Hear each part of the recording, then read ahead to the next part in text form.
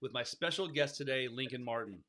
If you're just tuning in, let me know you're here and where you're tuning in from around the world this morning or maybe this afternoon or even the night. Last week we had guests from all over the world, New Zealand, Australia, Costa Rica, Canada, Mexico, you name it. So if you're just tuning in, let me know you're here and let me know where you're tuning in from. And do me a favor, let's set some goals this morning. Let's make it a goal to get 300 likes. So if you're on Facebook or Twitter, LinkedIn, or YouTube, hit that like button for me and let me know you're here tuning in live. And let me know where you're tuning in from. Hit that like button, hit that share button, and let's have a great morning this morning. So, and let's get those questions rolling. Any questions you have at all about hitting, leave it in the comment section, and we'll get to it. Okay, so. And remember, if at any time you can't join us today live in the morning or afternoon, you can always catch this show later. So thanks. We already got people tuning in from Akron, Ohio, Dayton, Ohio. We got someone from Nebraska. Awesome. It's good to see everybody this morning.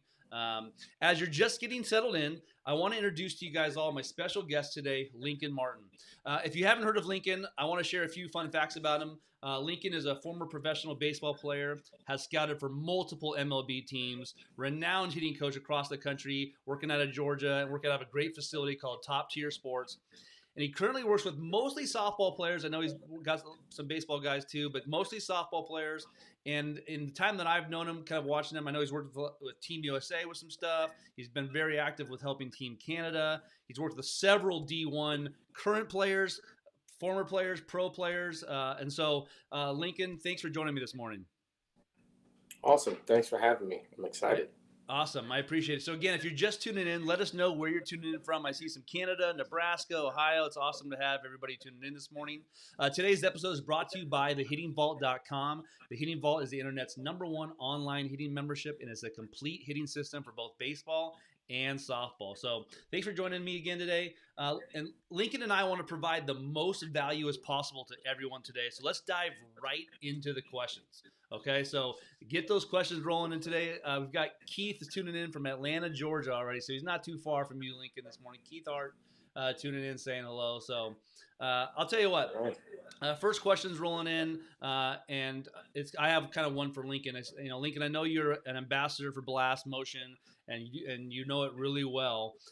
When you have a hitter that first comes to you, it's a high school kid or someone that comes to work with you, it's their very first time, and you strap on you put on the Blast Motion sensor and to evaluate them. What is one of the very first things that you're doing with a hitter when they first come to see you, and you're thinking about, hey, I'm gonna kind of evaluate them a little bit with this Blast Motion sensor. Well, when I put the sensor on, first thing I'm trying to really do is just get an objective view of kind of what the swing is actually really doing, more posture, bat angle positioning, just to see if anything stands out that could be a red flag that maybe leads to, troubles that they're having, like a major connection issue, or like I had an out of town kid the other day that had vertical bat angle issues. So usually by that time, I've had a good conversation with them about, you know, their troubles, tendencies, and probably looked at some live video in game. And so from there, just really trying to just get a snapshot of what the swing is actually doing objectively. That makes a lot of sense, and I think the big thing is that for everybody it's different too. I think coaches or parents and coaches they get a technology or Blast Motion sensor, and it's like they want to change certain things. There's really kind of a big view of it. So hey, I just want to give a few more shout outs. Greg Reeder says missing Lincoln in Vancouver, BC today. Michael's Oh, in yes. Tuscaloosa. Jared's tuning in from Iowa, so that's awesome. Looks like I've got a question from Santiago. Can a 15-year-old really learn or get better from just a video system or remote lessons, or is a coach really needed? I'll tell you, Santiago. I'll tell you. Here's the difference. Everybody's wired differently. Everybody. I work with some pro guys that send me videos, and I kind of send a video back, and it helps them a lot. And I've done virtual lessons, and the Hitting Vault has helped a lot of people. It just really depends on the person and the kid. For if it's a kid who likes to learn and can watch videos, I noticed that my 17-year-old, he can watch a YouTube video about how to do something and he does it really well, and he doesn't need the hands-on training. But everybody's a little bit different from that. So I'll just say I think a lot of 15-year-olds can. Just it kind of depends on the kid. Some kids need to be handheld a little bit more. So uh, let's see. Here's the next question for us this morning. It says, with the blast, can each kid buy their own sensor and the coach manage it and see all their data? How about if we have a team iPad? Can I set it up so all the sensors talk to it? Is there a package I can sign up for? I'm not tech savvy. So I'll tell you what. We I am not a Blast Motion sales rep, but I'm gonna guess Lincoln might. You know anything about that in the sense of if a kid buys a sensor, can the coach manage and see all the data? I'm not fully sure how that works. I've only used team The coach, packages. yeah, the coach would have to get a Blast Connect account. Okay, so yeah, the coach And would need to have a Blast Connect account to check into that and see that. But if you buy one for your kid and you know the coach, like you could bring it in if you're going to work with that coach, you could show them in person or send them video or send them some stuff about it. There's some work around ways from that. So if you're just tuning in, you are watching the Hitting Vault live Q&A, where my special guest Lincoln Martin is helping me answer some questions about hitting this morning or this afternoon if you're on the East Coast like Lincoln. I appreciate everyone tuning in. If you're just tuning in, let me know where you're tuning in from. Hit that like button for us. We're trying to get to 300 likes this morning, so pound that like button. And it's great to see everybody. Matt's tuning in from Northern Arizona. We've got Brian from Grand Island, Nebraska. And someone says checking in from the frozen tundra of Wisconsin. Yikes. So there's a lot of people off the country, New Mexico. And Peter says, yes, they can, as we have 130 players in our Blast Motion app. Again, like if you have a facility with a Blast Connect coach or a facility program, you can manage all those players. Brad's tuning in from Maryland. All right, guys. So what kind of questions do you guys have for us this morning? Coach, uh, I got a question for you, actually. If you were to, I know this is kind of a tough question, but if you were to evaluate high school softball players you come across, if there was a general thing or something that you notice a lot of them have issues with, is there kind of one area that you're like, you know what, I noticed a lot, because when I moved from baseball to softball, I definitely started learning the differences between like how baseball players move generally and softball players, and I definitely saw some differences. Is there anything that you've seen softball wise, like from a 14 to 18-year-old girl? What are some things you see like, oh man, I noticed a lot of hitters have this? I would I would give you a couple. I'm First, here I for would that.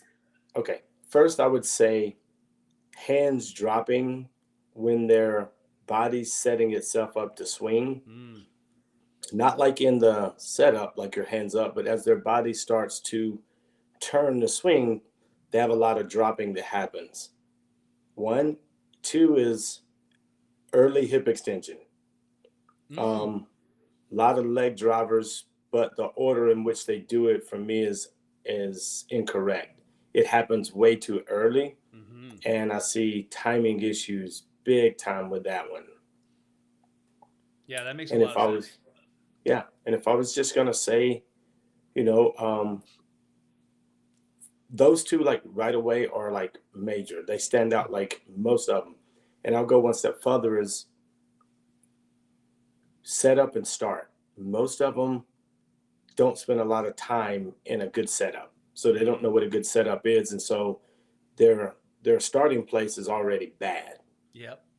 I'll tell you what, I've seen one of the things I've seen in softball I never saw in baseball before was hitters who start with their hands in front of their bodies like this, and Yeah. they start with their stand. I'd never seen that before. I've seen a lot. I've seen a lot of strange stuff across the board, but when I saw a lot here start, I'm like, what are you doing? Why are we not starting in this position? So there's different ways you can start in a bad position, but you know. Here's the next question for you. It says, my best hitter is my worst in playing efficiency. What would you do? That's a great question. So here, I'll tell you guys this. Last year at Fresno State, one of our best hitters, Skylar Broussard, I really think she would have been, could have been Mountain West Player of the Year if we had actually played a whole season. She led the country in like a bunch of different categories. She had some of the worst blast motion scores you've ever seen. Her connection score was at like 110. She's had a really high vertical bat, but she found a way to adjust even to high pitches. So here's what I'll tell you about data in general. And you're talking about your best hitters, your worst plane efficiency. don't coach your players to the data. Coach your players to be good hitters, and you're going to find out that the best hitters sometimes don't match the best data, and that's okay. The best advice I ever got as a coach when I first got into coaching from my old high school coach was never turn a 400 hitter into a 200 hitter, and I've held that in my head because there are going to be players that just have ugly swings or they don't do things and they're just great hitters. Coach, what do you think about when you have a hitter that's just a really good hitter, but some of their playing score or something is how do you deal with that, or do you talk to them about it at all? How do you deal with that? Honestly, I don't do anything. What it does for me is kind of tells me how they're creating like their swinging game. Mm. Is that they may have a feel to get to the ball that others don't have. So they don't need to be on plane a long time because they have really good feel to get to where they need to get to, you know? And for a hitter like that, is that you more try to understand what makes them successful when the game starts. And they're telling you they may have a really good feel for timing. I bet you that they can repeat an out move and get to a good hitting position pretty good. Mm-hmm. And I would probably say that in game, whatever their numbers are, repeat over and over and over. And that is more important than a good score, being able to repeat the numbers that they Mm. have. I like that. I like that for sure. Wow, it's so good to see everybody tuning in from all over the place. We got Nick in Oklahoma. We've got Guillermo in New Hampshire. Jeff's in Pasadena, Maryland. Kasha's in Louisiana, and Luke's in Lincoln, Nebraska. Justin's in Kansas City. Bobby in Bakersfield. Scott in Arkansas. Lots of great questions this morning. Uh, Jamie asks, how does blast motion compare to the Garmin Impact? We have a Garmin for my 14-year-old daughter. So I'll start by saying this. I don't know what a Garmin Impact is. But here's what I'll tell you. Uh, when I worked for the Chicago White Sox, in the past, I've used Diamond Kinetics. Nothing against Diamond Kinetics. I like them as a brand. But I will tell you this: in my experience, Blast Motion is better than anything else out there. So I can't speak to the Garmin Impact. I'm not sure exactly what it is, but I will tell you the Blast Motion is the best bat sensor I have used out there. So uh, and I'll look into this Garmin Impact. Now you got me curious a little bit. So the workshop is tuning in from Montreal, Canada. A lot of Canadians this morning. That's nice. They must have seen Lincoln Martin's name this morning and tuned in. Annie in Oklahoma City. People from all over. Here we go. Keith Hart says, I'm an ex minor leaguer and I have a 5-year-old. How do you keep from getting bothered when your own child does not listen to something that you know? So, Keith, get used to it. I got 5 kids, and my kids tell me all the time, yeah, Dad, I know, I know. And I'll tell you, my almost 17-year-old, when he was like 9 or 10, we were in the car on the way to a game, and I'm trying to talk to him about hitting for the game. He's like, Dad, I know, I know. I said, do you know that I do this for a living? Like this is what I do. I'm a hitting coach, and he's just like, yeah, Dad, I know, I know. So, Keith, I'll tell you, man, your kids sometimes just they need to hear it from other people. That's just how. Get used to it for your 5-year-old. That's just how they are sometimes. And I would say my best advice for that is try to find ways to sit down and talk with them. Hey, buddy, I'm trying to help you, and it just depends on the kid. My youngest kid's really good about it. Some of my older kids, nah. It's a tough one. Coach, what do you think? If you come across a kid who or dad, hey, my kid doesn't want to listen to me. Any advice for those dads? Yeah, be a dad. Find a way to get someone else in the mix that can actually, you know, that they will actually listen to and can build a relationship with, and then maybe through that you can get a little bit more time coaching them. I like that. Yeah, if you coach a little league team and you got a buddy coaching with you, I always recommend if it's your own kid, finding like an assistant coach or someone that can kind of coach your kid. It usually ends up a little better than that. All right, so I'm gonna pass this question off to Lincoln, and Lincoln, I'm gonna put a shot clock on you because this could be a 2-hour answer, maybe not, maybe a 30-second answer. Matt Martinez asked, baseball swing different than the softball swing at all? So I said you've been in both worlds, you played in both worlds, scouted. You and I, and there's not a ton of guys that have done that. What do you think? And when people talk about the swing difference, is what are some things maybe that you see as different or you approach differently? Ooh, baseball versus softball. Personally, I don't I don't treat the swing in itself any different. I will say that at the high levels in baseball, they have to cover more planes than softball does. So, body tilt and, you know, things like vertical bat angle and those things come into play and connection a whole lot more just because balls move in areas a lot more. And in softball, the ball up in the zone and understanding, how to keep things high and, work through that ball and not up to it as much. Yeah. But far as the actions till you get to your load position, like before the body gets ready to launch, it's the same swing. Yep. Yeah, I would say I don't teach anything different other than how we approach the ball a little bit. I literally had this conversation yesterday with a D1 softball coach who came from D1 baseball and was asking me some questions about pitches. And I said, in softball, balls kind of go east and west and they go north and Mm-hmm. south. But in baseball, there's a lot of different planes that the pitches come into. So there is a little difference there, but for me, again, I think the softball, the ball is up in the zone a lot more. I also think that about 1% of those pitches are strikes, and that's a whole other conversation. But at the rise ball, the low rise to me is the hardest pitch to hit, and all because it's not. It's actually is a strike, and so. But for me, it's the same exact everything Lincoln says. I reiterate that. I just think the approach to it is a little bit different, and I think that you could really, if you want to get to the granular, you could say, hey, you know what? The pitch plane on softball is a little bit less because of the arm slot and the attack angle could be a little bit. But I'm telling you guys right now, and as the hitters get up to the levels, if we're talking about, adjusting attack angles from 1 to 2 degrees and you fixed everything else in their swing, you're doing better than any of us ever doing because Yeah. you're doing too much. So Yes. let's see here. Jeffrey says, sequence is the biggest issue I've seen. A lot of bad habits start from poor sequence.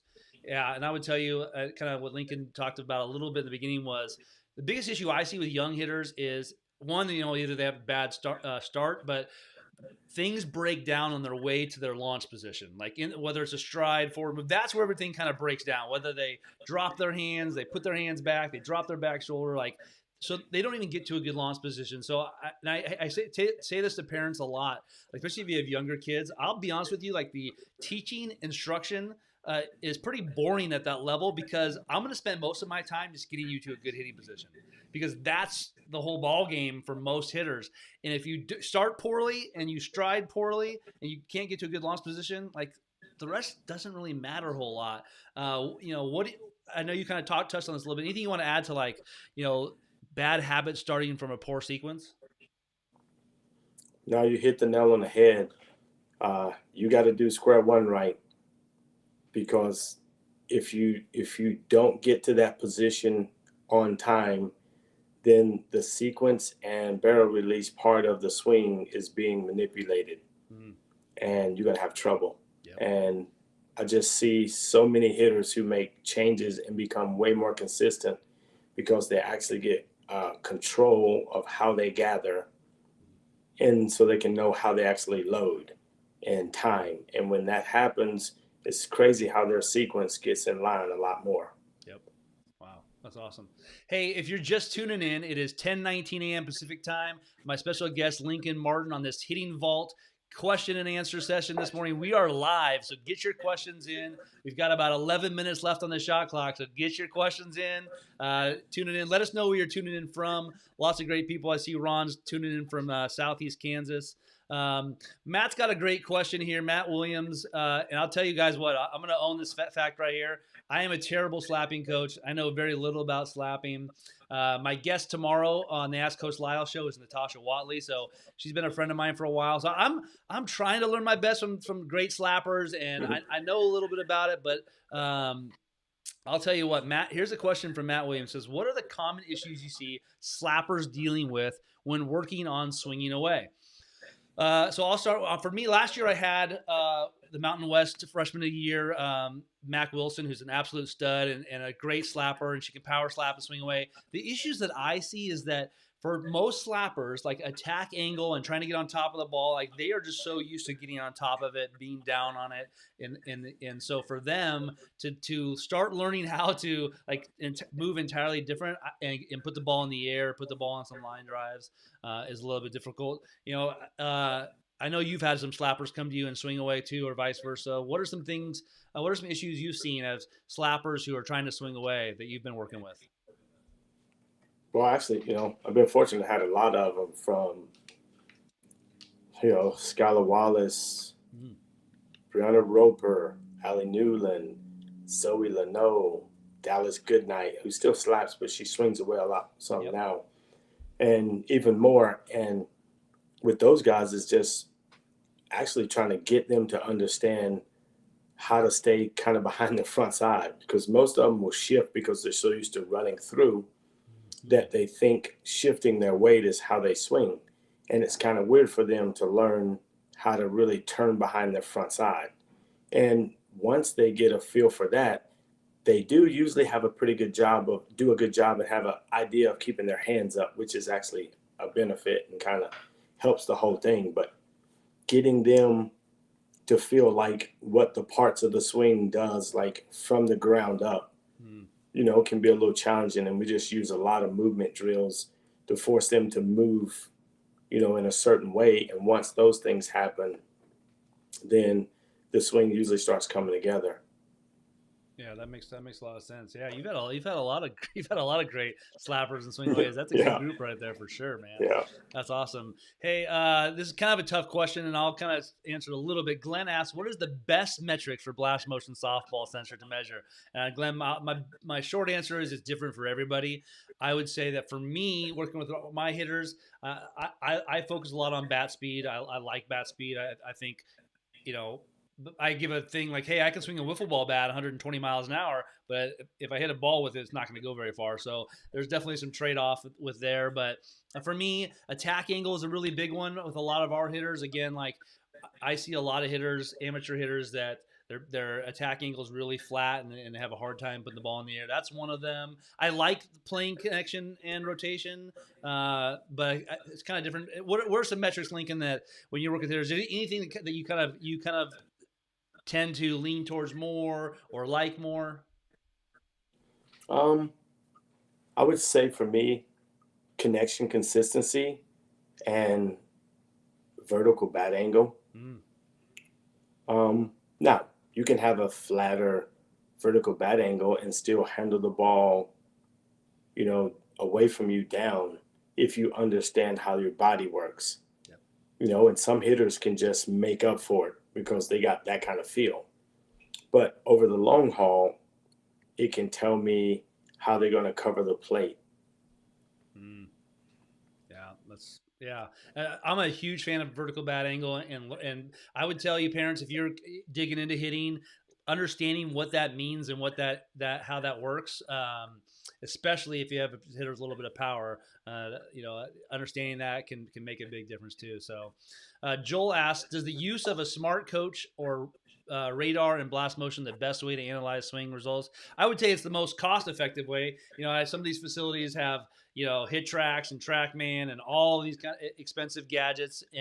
But I'm telling you, if I was a parent and I was wanting to spend the least amount of money possible but have really good results, pocket radar and blast motion, that's kind of the two things that I would use the most. I mean, for me. So uh, let's see. Here's a great question for you, Lincoln. I'll kind of pass this one off to you a little bit. Casey asks, I have a player that does well in lessons or in the cage with her stride. Once she gets in live pitching or game situations, she tends to overstride. Any recommendations on how to help her be more consistent, or any drills that help with that? I mean, I don't know about the drills thing, but maybe you can, Lincoln. I know that you've worked with a lot of players in the cages, and then again, they're cage heroes, and then they struggle in the games. This one specifically, I guess her stride seems to be normal, but in the game tends to overstride. Anything that you come across, any of that, or just in general advice that you might give to parents or kids who do well in their lessons and struggle in real life? Yeah, I would say hitting in lessons to understand that it's not the game. It's a place to work. But the question you have to find out is what causes the hitter to overstride. There's probably something in the way she moves that doesn't get exposed in the cage, but it's probably there. Most of the hitters over time that I see who have tendencies like a little offline, when they load, usually becomes more offline in the game. And you have to remember that in the game, there's always going to be more because you can't hardly duplicate the motion that comes from the game. So for her, I would probably have some, or him or her, ask conversation like, what happens to you in the game? Why do you think you overstride? And then try your best to create that kind of environment for her, but get her to overstride in the cage to Mm. feel what it feels like to overstride and then try to work around that from, inside those parameters. That's really good. All right, Lincoln, we got a long list of, so we might go a minute or two over here because I'm looking, we got a ton of great questions here. I'm going to try to catch up to them as much as I can. Let's see. And we got a lot of people tuning in too. Amanda Scarborough says, Lincoln is the best. Hi, Lincoln. Hi, Matt. Uh, What's up? hello, Amanda. Good to see you. I said a lot of people, Orange, California, a lot of stuff. A lot of shout outs, but I'm going to try to get to you guys. Kevin Hart says, thanks, guys. Truly appreciate the knowledge. So I need to get on the horn with Lincoln. All right. So you got someone maybe coming to visit you top tier soon. So, Sure. man, here's a great question right here from Daniel Gershwin. In softball, where do you teach your hitters to focus location wise? For example, look high and inside and adjust from there. That's a good question. I would tell you something I learned from Don Slott and some of the guys that when I first got into coaching hitting. For me, I learned that working in to out is a lot easier than out to in. So, for most of our hitters, I would tell you at the college level, our hitters have a plans based on the count. And again, like I'll say, like, let's say I have a hitter and it's an 0-0 count, and she knows that middle in is her pitch, and she drops bombs on that pitch. She's probably going to only look there, and anything out there, she's not going to. Now, 2 strikes, again, that can change. But for me, with a lot of hitters, we talk a lot about looking in or looking fast and adjusting slow. Like, one thing you can't do is look slow and then adjust fast. Like, you can sit slow. Lincoln, anything you got there, anything you talk about with your hitters in regards to location, somewhere to look first and then adjust, I'd love to hear that too. Yeah, we hunt pretty much the middle of the plate. And the reason why is that I did one day, I said to the kids, I put balls middle in, and I said, we're going to look middle in. And I would throw a ball literally an inch past middle, and they would take. Hmm. And I was like, why did you take that? And they said, well, it's not middle in. I was like, holy cow. So the next group comes in, I do the same thing, the other side, same response. So what happened is that I wanted us to look where we're going to do the most damage, and that is to the middle. Now, if my eyes are middle and the ball's a little bit to the outside, it's still close enough to my eyes. If the ball's a little in, it's still close enough to my eyes to respond. But if my eyes are too far in and the ball's away, it looks way far away. And so try to focus on hunting the middle of the plate, and then it's based from there on the hitter. If the hitter likes to pull, then hunt the middle and work to the pull side. If they like to hit the ball the way, so what? Hunt the middle and work the other way. But get a ball in those zones that you can do something with. And that's been a big thing and really helped. A lot of college hitters who had a hard time trying to sit in or out and just couldn't do it. And they felt like they were I waiting to like that a lot. respond, and hunting the middle literally freed them up. That's great. That's great. Hey, you guys are doing such a great job. If you're just tuning in, this is the Hitting Vault Q&A with my special guest Lincoln Martin, and we've got a ton of questions here. So I'm gonna hold Lincoln in some overtime for a few minutes just to get a few of these because you guys got so many great questions in here. Some more shout outs. Tara Henry from D1 Softball says, Matt Lisle, what camera are you using? And hey, Lincoln. So Tara, So, you're awesome for one, and I use a Sony M50. It's a Canon EOS camera that I got that makes me look better than I actually am. Let's see here. Next question is a good one. This is Lincoln. I'll let you take this one from Judy. She says, "What is your opinion on finishing the swing with one hand on the bat versus two? Is there advantages or disadvantages? Thanks for helping us understand the swing." I would say when a hitter is younger, we used to make them finish with two hands. And I just think it forces them to finish like shoulder rotation Mm, and some things like that. Because I know hitters sometimes can compensate by being able to let go of the bat. mm. And once they learn how to swing correctly, I think the release of the bat happens a little bit later. But I would see a lot of kids get their arms extended early, kind of out of sequence because they could let go. And so we used to really fight for them to keep two hands on the bat. Not, in game, swing how you swing, but that was kind of the logic behind it, is that Mhm. I just felt like they would finish things a little bit better. Yeah, I would say that for a lot of hitters, it helps them to keep their direction too by keeping their two hand two bats. I would say for me, as the kids get older, one hand finish kind of helps you feel like you finish your swing a little bit more. And so I think it is a kind of a progression thing. But I like the idea of, especially the younger hitters, two hands. Just again, you'll see it kind of helps them keep their direction a little more. They kind of pull off less, like Lincoln's kind of saying a little bit. And so that's a good question. Ron asks, is there anything particular in coaching softball or baseball swings that you could see could be beneficial to the other that isn't normally taught or given time to? Ooh, that's a good question.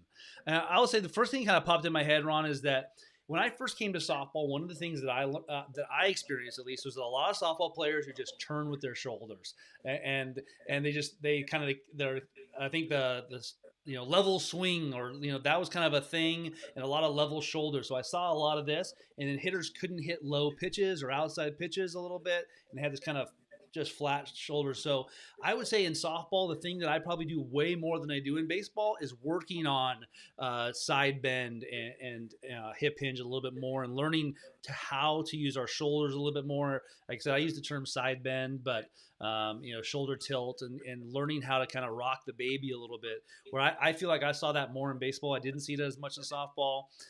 Is there anything that you see, again, from either softball could benefit baseball or baseball benefit softball? Maybe something that you kind of noticed that was different in your experiences.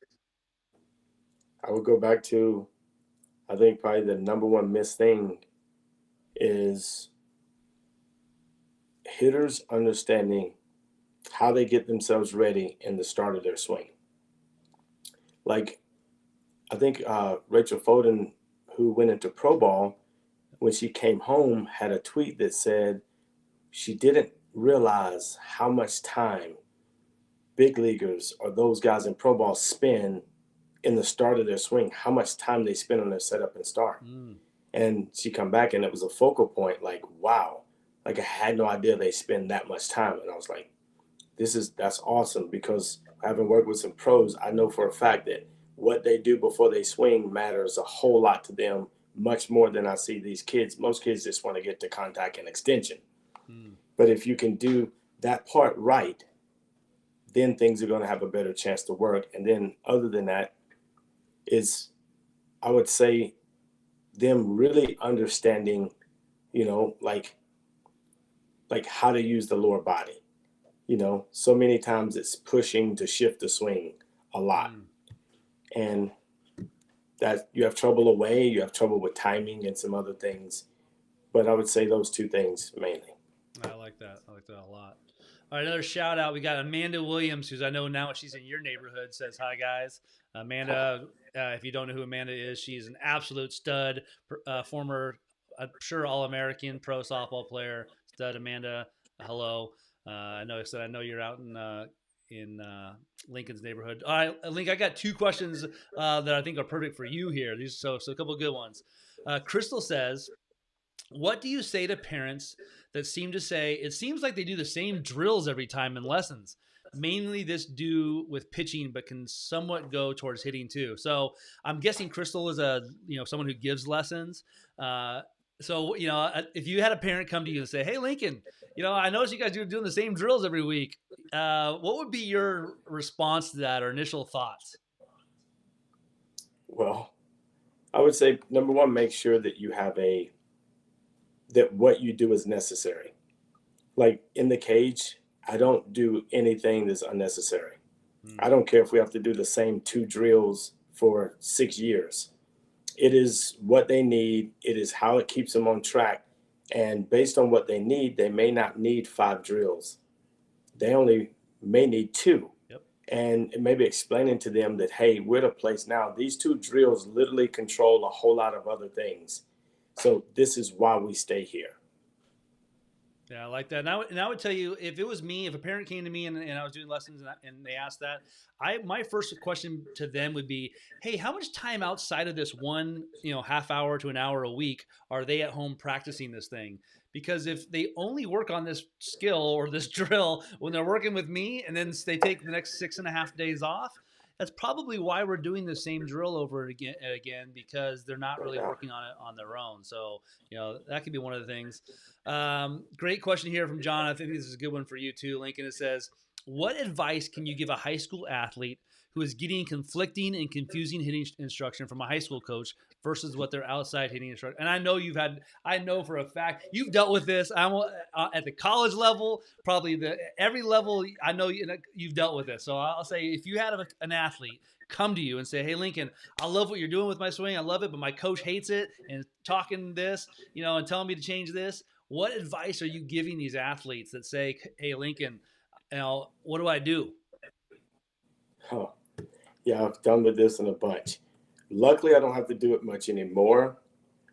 But I would say this: if there's a chance to create dialogue between you and the coach, do it. Maybe educate him on what it is that you're trying to do, because what you're saying may lead to the same results that is, in a sense, he's trying to get you to. And what he does, and sometimes you have to maybe understand that what he's trying to get you to do may be a drill, and do the drill, but keep the authenticity of your swing when the game starts. And the biggest thing you can do is have success. Yeah, absolutely. I tell kids all the time, like, "Hey, if you're hitting 400, if you're performing, you're having success, that coach's voice is going to get less and less. They're going to stop. They're going to stop saying stuff. But if you are hitting 190 and you're not hitting well at practice, if I'm on the other side of that spectrum, I'm going to talk to the kid and be like, "Hey, I know you're telling me this stuff's working, but you're telling me I'm seeing something different." So Right. let's see. One more question for you guys, and there's so many great questions, you guys, and I appreciate so many of them, and I've gotten so many comments here about Lincoln. Now he's doing so great, blah blah blah. Let's see, there's some love me some Lincoln Martin. So you got a lot of fans tuning in today. That's awesome. Um, Nice. let's see here. Oh man, I'm gonna try to pick which one. Which one do I want to go with here for our last question? This could be a good one. I would be curious to see. Matt Martinez asks, "What's the best way to teach body tilt and how it relates to swing playing?" So I think he's referring to, like, again, you talked about some getting to some of those locations. I'll give Lincoln some time to think about. For me, I do a couple different things. I like to use a lot of stuff with PVC pipe, and I have like a mat or a wall that we'll go against, or a net. I mean, it could be anywhere. And I use some tapes with like location, high, medium, low, and I just have them work to those locations with like the PVC pipe. And a tee works too. You can put a ball on the tee and say, "Get to those pitches with just your," that's some of the ways done. There's a drill that Ryan Fuller with the Orioles does called the airplane drill. The hitters actually do it with their arms and do some stuff like that. I really like. Any drills or tips that you would give to hitters who you're trying to get to that low outside pitch, or you're trying to teach some body tilt in the swing? What do you got for us, Lincoln? Well, I generally do some of the same things, especially when they're younger, because they may not understand how they really are loading. But I think when you start to load well, then sloping in your shoulders and some of those things will start to kind of take care of themselves.